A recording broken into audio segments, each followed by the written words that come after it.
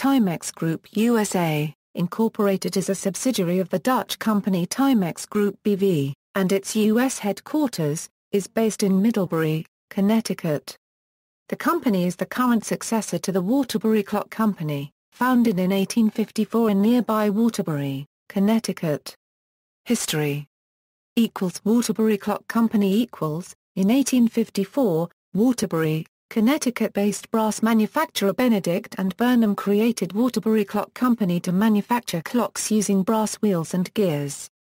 Waterbury Clock Company was legally incorporated on March 27, 1857, as an independent business with $60,000 in capital. The American clock industry, with scores of companies located in Connecticut's Naugatuck Valley, was producing millions of clocks, earning the region the nickname, Switzerland of America. The Waterbury Clock Company was one of the largest producers for both domestic sales and export, primarily to Europe. Today its successor, Timex Group USA, Incorporated is the only remaining watch company in the region. Ingersoll Watch Company. Originally, the company produced clocks as less expensive alternatives to the high-end European counterparts of the time. In 1887 the company began experimenting with its product line, leading to the creation of the large jumbo pocket watch, invented by Archibald Bannatyne and named after the famous P.T. Barnum elephant. The jumbo was put on the market in New York City on a trial basis, catching the attention of Robert H. Ingersoll, a salesman and eventual marketing pioneer. During the turn of the century, Waterbury Clock Company produced millions of pocket watches for the newly created partnership of Robert and his brother Charles, Robert H. Ingersoll and Bro, under their own brand name. In 1896, Ingersoll introduced the Ingersoll Yankee, a dollar pocket watch supplied by Waterbury Clock Company. These watches gained such great popularity that they became known as the watch that made the dollar famous.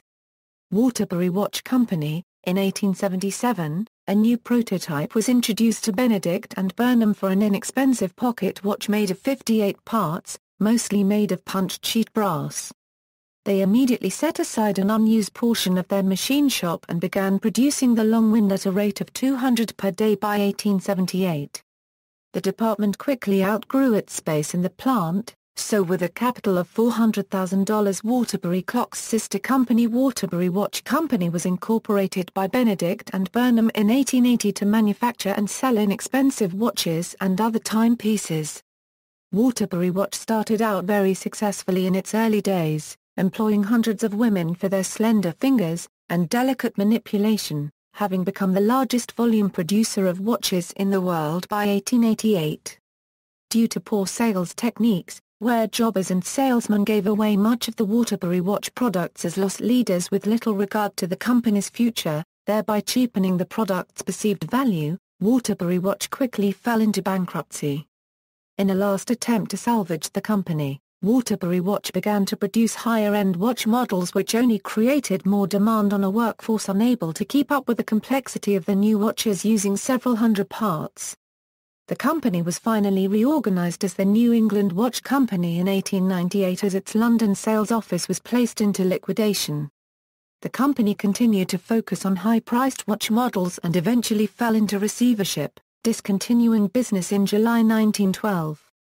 Robert H. Ingersoll and Bro bought the Waterbury plant and began manufacturing Ingersoll watches there in 1914. Advent of the wristwatch. With the American entry into World War I there were new demands for timepiece design. Artillery gunners needed an easy way to calculate and read time while still being able to work the guns. The Waterbury Clock Company met this need by modifying the small Ingersoll Ladies' Midget pocket watch to become military-issue wristwatches.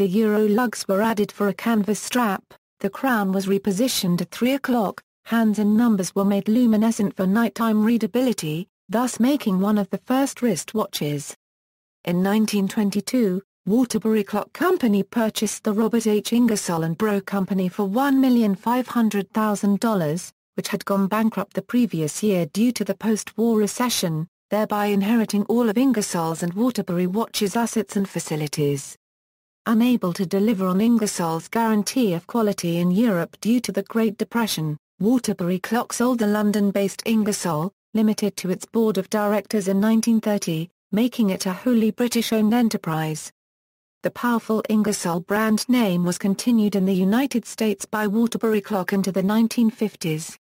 No longer part of Waterbury Clock Company, Ingersoll Limited continued to produce the Ingersoll watch brand independently for the European and other international markets. Following the Great Depression and a period of hardship for the company, Waterbury Clock Company regained its identity in the consumer market. In 1930, a license agreement was reached with Walt Disney, resulting in the production of the famous Mickey Mouse watches and clocks under the Ingersoll brand name. The new Mickey Mouse timepieces were introduced to the public at the Chicago World's Fair in June 1933 and quickly became the company's first million-dollar line, saving it from financial disaster. In 1940, Thomas Olsen and Joachim Lemkeil fled Norway with their families because of the Nazi invasion. Eventually they came to the United States seeking investments to assist in the war effort. In 1941, Olsen and Lemkeil purchased controlling interest in Waterbury Clock Company, with Thomas Olsen becoming chairman. Though the company had fallen on hard times during the Great Depression, it still had the manufacturing capability to make large numbers of timing devices. Mr. Lemkeil, who had studied business and engineering at Harvard and MIT, was appointed president by Olsen and, under his direction, the company became the largest producer of fuse timers for precision defense products in the United States. A new concrete plant was built in nearby Middlebury, Connecticut in 88 days in 1942 for the high-volume production of precision timers. In August 1943, the Army-Navy Award for Excellence was awarded by the United States Under-Secretary of War to Waterbury Clock Company for the Anglo-American fuse. As a result of this success, shareholders in the following December voted to rename the company to United States Time Corporation. United States Time Corporation . Following the end of the Korean War in the 1950s, sales declined because of diminishing defense orders. United States Time Corporation President Lemkeil was convinced that an inexpensive watch that was both accurate and durable would be a marketing success.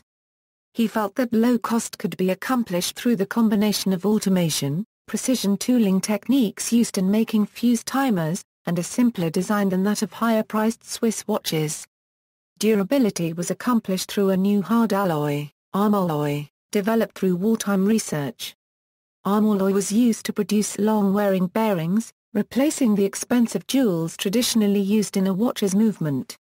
These innovations led to the eventual public debut of the Timex brand in 1950, though the name was first used on a small trial shipment of nurses' watches in 1945. The X suffix was used to convey U.S. Time's technological expertise and innovation. Slogan: "It takes a licking and keeps on ticking." The new watch movement design faced resistance from traditional jewelers. Lemkeil made two more decisions that proved pivotal to the company's long-term success.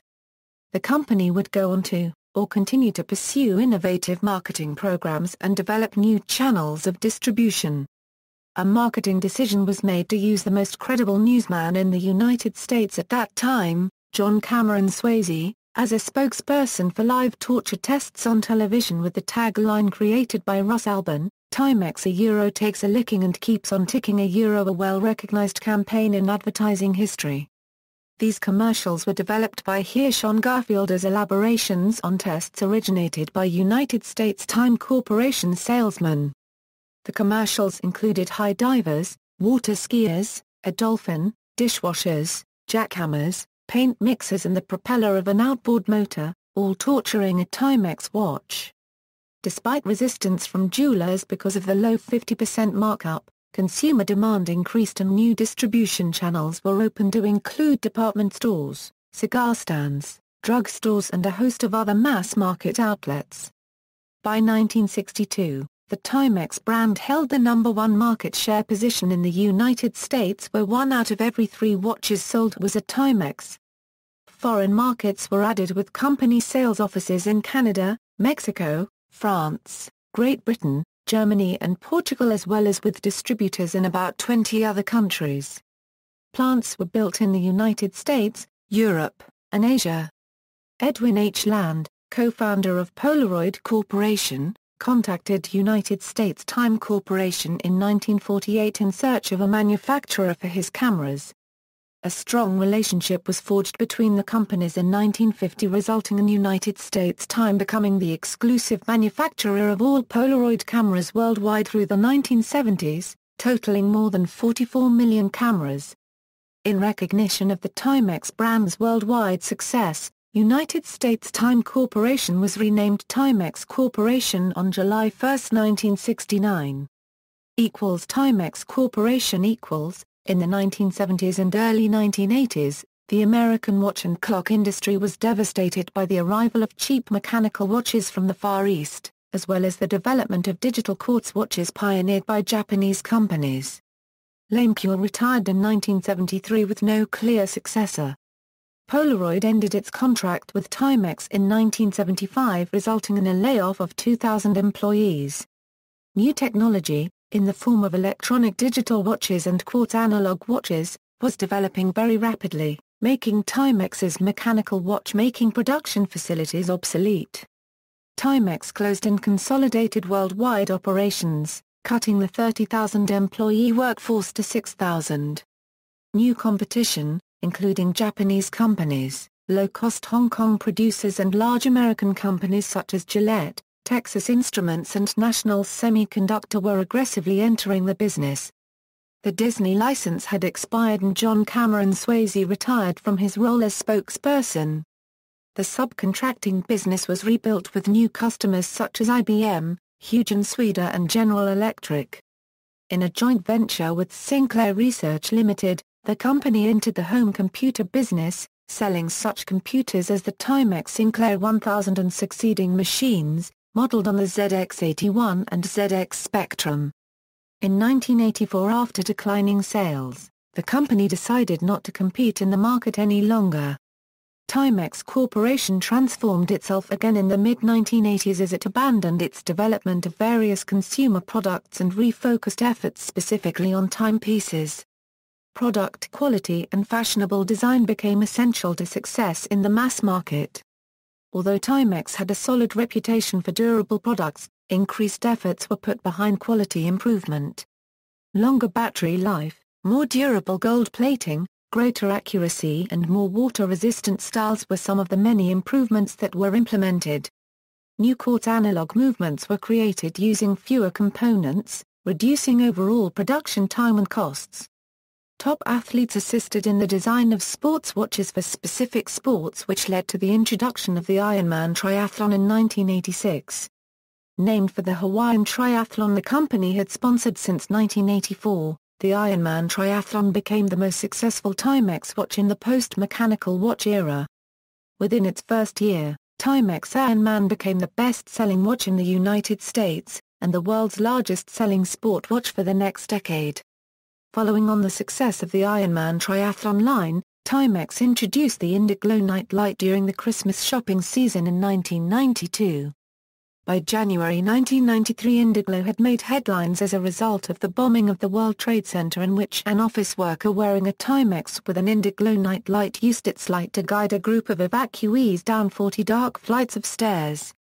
Sales immediately took off, leading to an increase in Timex's American market share. Timex Corporation acquired Kalanin International, the producer of Guess watches, in 1991 as part of its multi-brand strategy. Timex and Disney reunited in 1993 to produce a new line of character watches called Disney Classics Collection. In 1994, Timex acquired the Nautical Watches license and introduced Timex Datalink. The Datalink PDA type watch could receive contact and scheduling information from a sequence in a computer monitor's light using software developed with Microsoft. 1997 saw the introduction of the successful Timex Expedition brand, designed for rugged outdoor sports. Timex and Motorola introduced Beepware in 1998, a watch with an integrated pager. The new millennium led to further growth of Timex Corporation and its parent, Timex Group B.V., by way of brand acquisition, brand introduction and licensing partnerships. In 2000, Timex Corporation purchased the French fashion watch brand Opex. Under its Kalanin subsidiary, Timex acquired the watch license for urban fashion designer Marc Ecko in 2002. The company entered the luxury market in 2005 when Timex's parent company acquired Swiss-based Wertheim SA. Wertheim is responsible for the design, manufacturing and distribution of Swiss-made watches and jewelry for the Versace and Versus brands. Timex launched a new brand in 2006 called TX, marketed around innovative technology and affordable luxury. During the same year, Timex Group B.V. acquired the ultra-luxury handmade Swiss brand Vincent Bar copyright RAD. In 2007, Timex Group B.V. established Sequel AG as a separate company devoted to the design, manufacturing and distribution of the Guess and the Swiss-made GC watch brands. The Sequel AG business is headquartered in Zug, Switzerland. Timex Group B.V. purchased the Italian design studio Giorgio Galli Design Lab in 2007. Timex Group USA, Incorporated equals. The company was restructured in early 2008, establishing the Timex business unit as a separate business function for the Timex brand with its own president. Until then, past Timex Group CEOs had managed the Timex Group and brand, which had contributed to the brand a unregistered trademark S less than stellar earnings in the previous 5 years. While Timex Group a unregistered trademark S Sequel division, which houses the Guess collections, had grown tremendously to rival Timex as the firm a unregistered trademark S top earner, the signature brand had been flat, as of August 2008. Since this change, Timex has introduced GPS-enabled watches, heart rate monitor exercise watches and similar high-tech devices.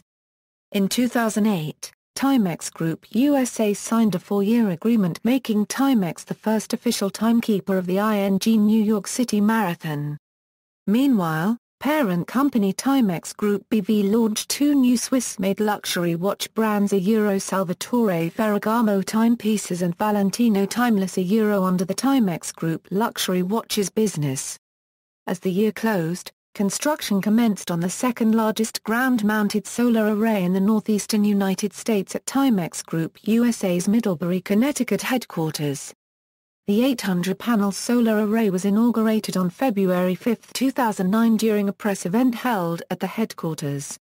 A few months later Timex Group USA purchased ownership of the Marc Ecko watch trademark it had licensed since 2002. At the same time, the Callanan International Business Unit merged with the Timex Business Unit bringing the Timex, OPEX, TX, Nautica and Marc Ecko brands all under one house.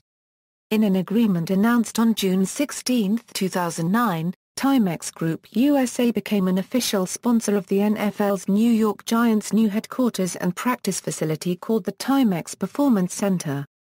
Further details of the sponsorship include Timex being an official equipment provider to the Giants and working closely with the team to develop new products. Timex Group B.V. Timex Group B.V., a Dutch holding company, is the corporate parent of several watchmaking companies around the globe including Timex Group USA, Incorporated. Businesses and exclusive worldwide licenses include the Timex Business Unit, Timex Group Luxury Watches, Sequel, Wertheim, Vincent Bar Copyright RAD and Giorgio Galli Design Lab. Today, Timex Group B.V.'s products are manufactured in the Far East, and in Switzerland, often based on technology that continues to be developed in the United States and in Germany. The group has operations in a number of countries in Europe, the Americas, and Asia. Many Timex Far East operation wristwatches are manufactured by TMX Philippines Incorporated in Lapu-Lapu, Philippines. Products. See also, Timexpo, the Timex Museum, Indiglo, Timex Datalink, Timex Ironman, George's Frederick Roscoff, Ingersoll Watch Company, American Clock, Conrad Anker, Brand Ambassador for Timex Expedition. References. Further reading, FTC, Made in the USA Comments concerning Timex Corporation, P894219, Federal Trade Commission, August 8, 1997. External links, Timex Group Corporate Website, Timex Brand Website.